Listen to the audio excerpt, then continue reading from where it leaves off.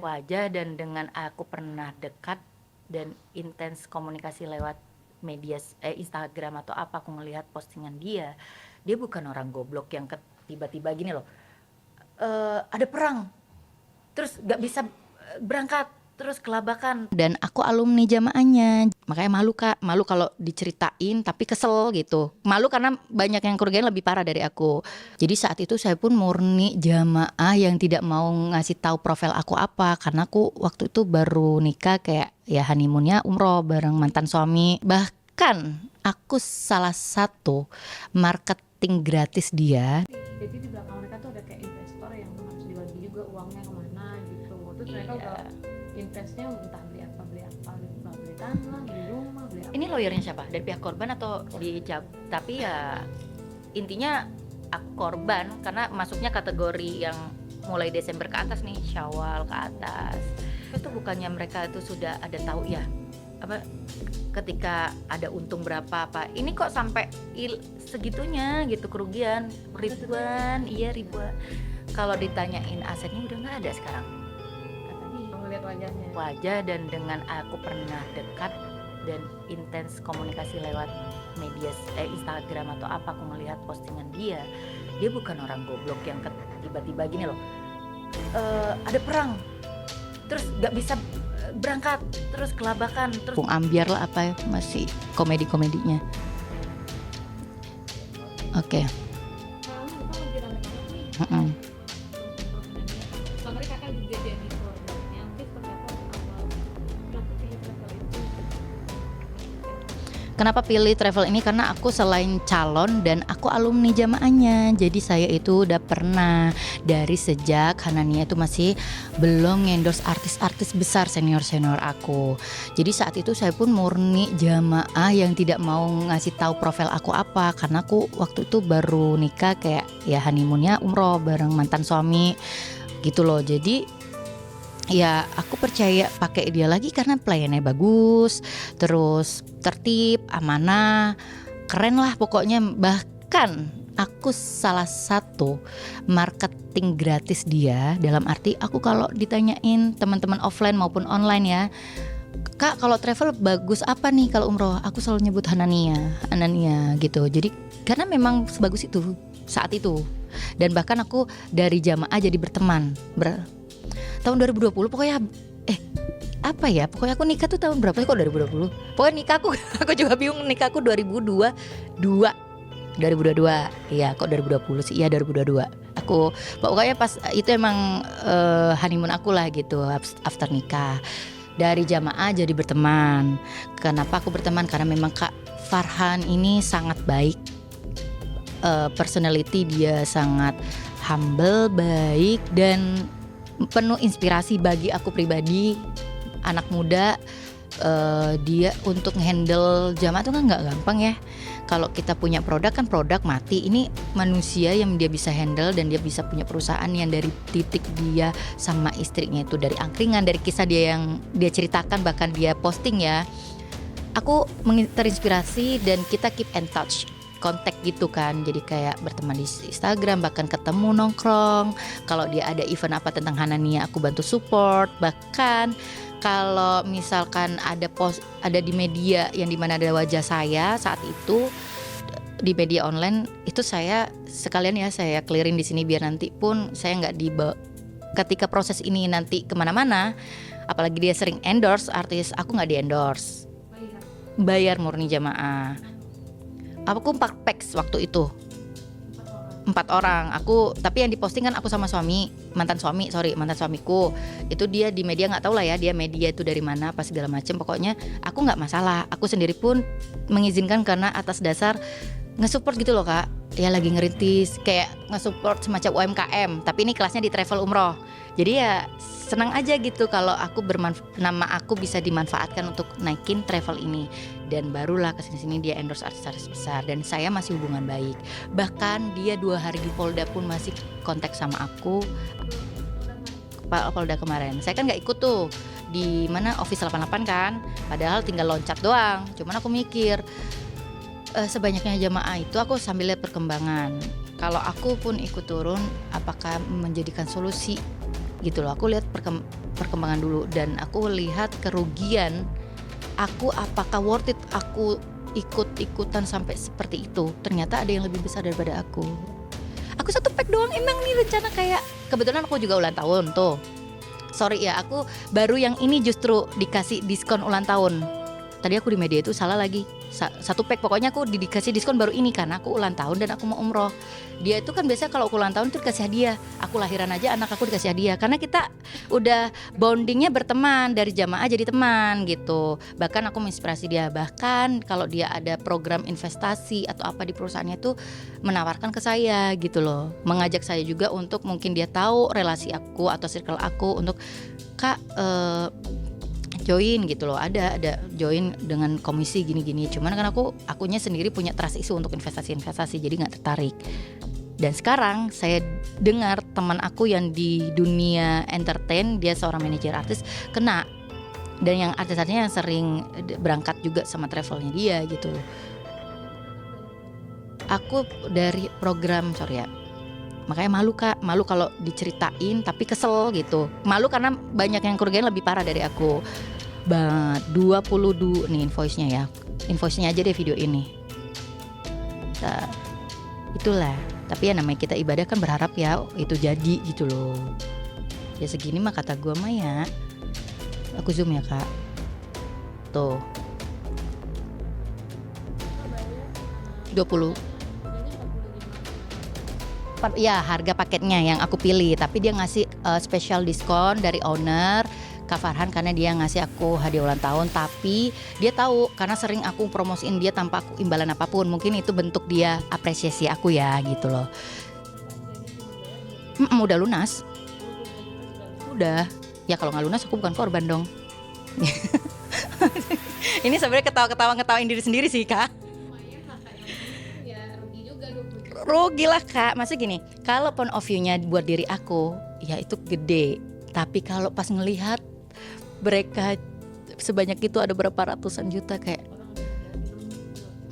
yang aku masih untung. Kalau orang Jawa kan masih ada untungnya ya, kalau si untung. Kalau aku rencananya bawa keluarga tadinya, cuman aku pengen sendiri dulu deh gitu. Emang ada Kak, aku tunda ya nanti akhir tahun karena aku mau bawa keluarga, makanya aku hold dulu tuh duit. Ya masih ada ininya lah gitu. Cuman ya kalau bisa balik ya kenapa enggak. Sampai aku chat Kak Farhan, Kak, kalaupun ngebalikin ke aku nggak berbentuk uang nggak apa-apa, berbentuk barang, misal apa branded, ntar aku yang bantu jual. Aku sampai bilang minta chatnya. Ya aku udah kelabakan tuh Kak, ngelihat dia digiring, panik gak tuh? Panik. Awalnya santai aku Kak, karena nih jawaban dia tuh yang bikin aku santai adalah, Kak, keberangkatan di atas Juni-Juli aman, kata dia gitu. Ya udahlah santai. Yoi, ya sebelum nih tanggal berapa sih dia tuh nih? Tuh, Assalamualaikum Kak. Dia sempat nawarin gadain ini mobil ke aku Kak. Mana sih gade-gade? 20 sorry ya, ini Kak Februari. Nah ini kan, ini yang goyang dia soal perang, yang perang itu, yang dia viral itu. Terus dia, Kak maaf ganggu waktunya, kadarullah aku kepepet. Cocokin aja deh sama dia preskon soal gagal tuh kapan, ini 20 Februari. Mungkin ini jadi apa sih, kayak buat titik terang atau apa ya kan, kenapa dia sampai begini gitu loh. Sorry. Nah itu Kak maafin ganggu waktunya tuh, cuma butuh 1 M, cuma nggak tuh sekecil itu ya, cuma anjay.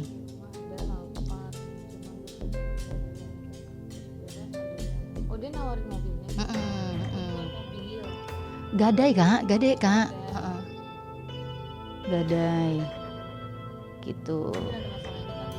Nah aku nggak tahu itu, aku nggak tahu persis yang dia preskon soal gagal pertama kalinya yang itu tuh, yang soal perang tuh bulan apa gitu loh.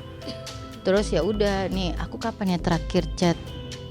Ntar deh, aku chat kapan sih? Oh ini nih, Kak oh ini udah di Polda dia. Oh ini nih.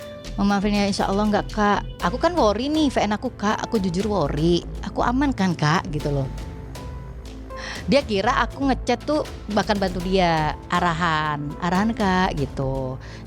Terus aku malah worry soal uang uang aku takut nggak jadi. Maafin ya Kak, Juni dan Juli ke atas aman. Ya santai dong aku, apalagi aku kenal. Gitu, ngapain aku worry. Masih aku tuh mau berangkatnya juga akhir tahun. Aku tuh hold yang nggak tahu kapan mau berangkatnya. Tapi kalau udah kejadian kayak gini, orangnya ditahan, ya udah pasti nggak ada program-program selanjutnya kan, ya termasuk korban.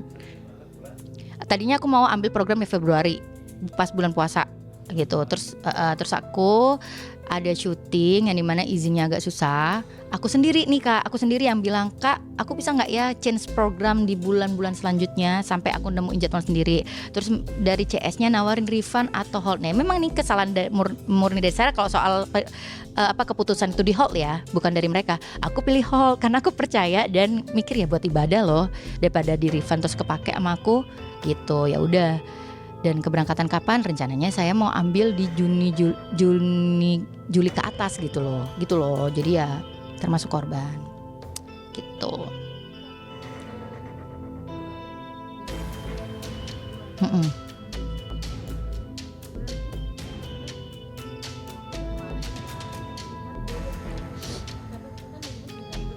Mm-mm. Kalau dengan kerugian 100, kalau dengan gaya hidup yang dia udah keluarkan tuh masih banyak, sisa banyak.